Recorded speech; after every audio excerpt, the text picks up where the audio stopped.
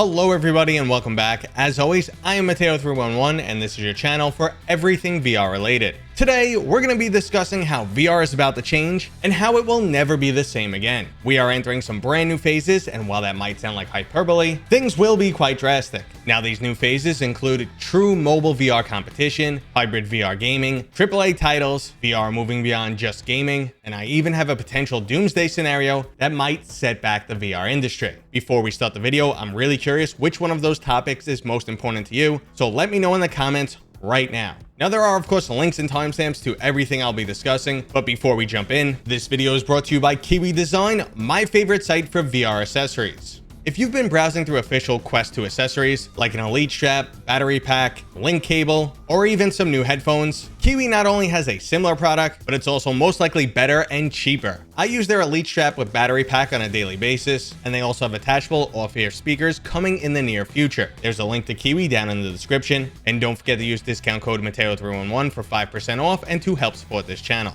Okay, so let's start off with the first new phase that the VR industry is going to move into, and that is true competition from mobile VR headsets. What made the Quest, and especially the Quest 2, so successful was Meta's ability to throw their purse around and heavily subsidize this headset. They brought it down to a price where no one else could compete and gave you an all-in-one package. Now, it only cost Meta $1 billion or so to make this possible, and no one else has that type of money to be able to compete until now. ByteDance, the owners of TikTok, and now the Pico VR headset company, can match Meta dollar for dollar. In fact, they're already doing it. The Pico Neo 3 Link is a near perfect Quest 2 clone that includes some additional features and is also competitively priced. And this is just the beginning for Pico. While Meta is currently focusing on the release of their enterprise or prosumer non-gaming based headset, Pico is planning to undercut them with the release of the Pico Neo 4 in the near future, and it will focus on gaming. Now, I will admit that Pico is still behind Meta in terms of software, but more and more games are launching for Pico, and ByteDance is currently spending a ton of money for software development. Combine all of this with the fact that they own TikTok, the younger generation's social media, while Meta owns your mom's platform, Facebook.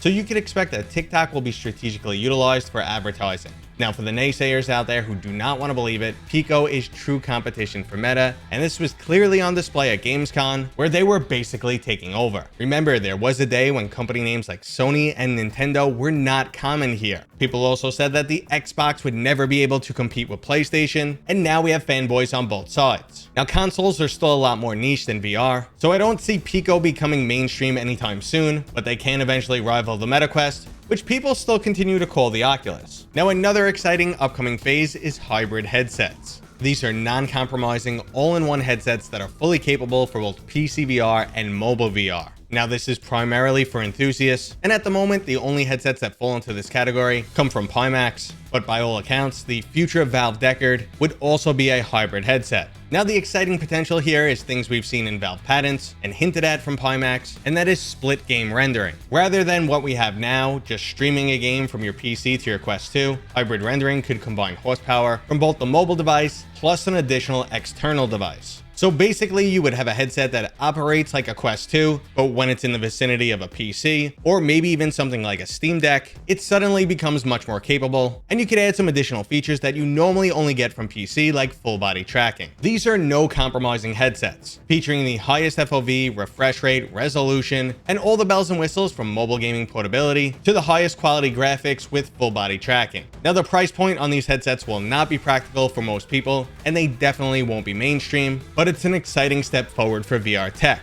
But what I'm much more excited for is AAA games. No one will argue that VR needs more Half-Life Alyx caliber games, and they are coming soon. The PlayStation VR2 is launching in early 2023 with over 20 titles, and Sony has made it very clear VR games will not be short tech demos, and they will be much closer in line to flat screen releases. They are also encouraging most developers to add VR modes to their games. Now, we already know of one flagship Sony title that is getting a VR game, and that is Horizon Call of the Mountain. But with this extra push from Sony encouraging hybrid games, it's possible we might get to experience a lot of other high-end titles in VR. Sony has so many fantastic IPs to pull from, so I am really excited. There's also a slew of PlayStation VR exclusives that gamers would love a sequel for. Just to name a few, this includes Astrobot, Blood and Truth, Firewall Zero, Iron Man, and one of my favorites, Farpoint. So the demand is definitely there, and Sony is expected to sell millions of units in the first year. So finally, there'll be a lot more potential to see AAA style VR games. With the number of high-end VR gaming machines crossing into the 10 million range, development can once again switch back to high-end platform first. This is how it was between 2016 and 2018. Everyone was developing for PlayStation and PSVR, and then eventually the Quest got a port. Well, now things might switch right back, and development might focus on the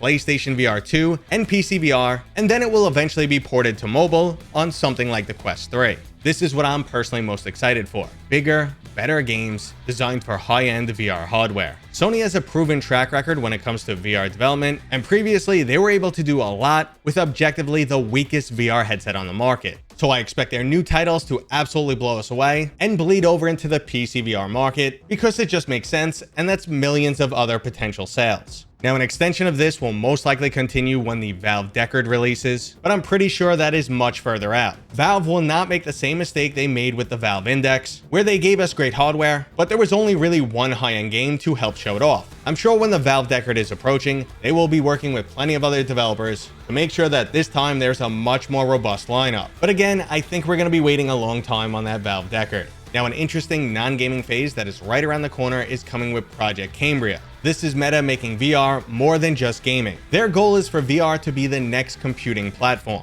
They want it to replace your laptop and maybe even one day your phone. Project Cambria is their first foray into this endeavor and the first major AR headset. If Meta is successful, this could spawn a whole new industry of VR and AR technology, breaking into many new fields. Virtual conference calls could be a lot more true to life, and a headset can replace things like board games where you sit around the table rolling virtual dice. Facial and eye tracking will definitely add a new level of realism, and overall it's just very exciting hardware that no one's sure which way it's gonna go just yet. I am absolutely pumped for AR. Now, a year from now, people could be saying AR is a gimmick like they used to say with VR, or we might have 1,000 exciting new use cases for it. We're just gonna have to wait and see, but it is coming quite soon as Cambria is launching in October. Now, our final phase is a doomsday scenario. While everything else I discussed is almost guaranteed to happen, the doomsday scenario is unlikely, but never say never. Currently, there's the potential for a perfect storm of really bad scenarios that can ruin the future of VR. China is currently experiencing an unprecedented heat wave that once again threatens to disrupt the supply chains. It's to the point where China's largest freshwater lake is currently down to 1/4 of its average size. So if the global supply chain is impacted like we saw back with COVID, good luck getting your hands on some new technology. Honestly, it's really rocky over there and this could happen. Now, Meta's Project Cambria can also be a major flop, and the company is already suffering from stockholders and investors not believing in this whole metaverse thing. Now, Meta has shown us time and time again that they are all in for virtual reality, but if it comes down to the company's survival, they might actually have to pull out. And from there, ByteDance might either follow suit or take over mobile VR gaming, and that's just as bad as having only Meta in control. So man, this escalated quickly. Things really got out of hand here. I know, this is the doomsday scenario. And if any of all of these things happened, it would definitely set back the VR industry. Now, VR has already made it to the point where it is a proven technology, and it will always exist in some form. But if this perfect scenario happened, I would most likely need to get a new job. Okay, everybody, that was today's video. I hope you enjoyed it. If you did, go ahead and give me a thumbs up. Make sure to let me know down in the comments which topic was most important to you. And if you're new here, please consider subscribing. For now, I'll see you guys on next time.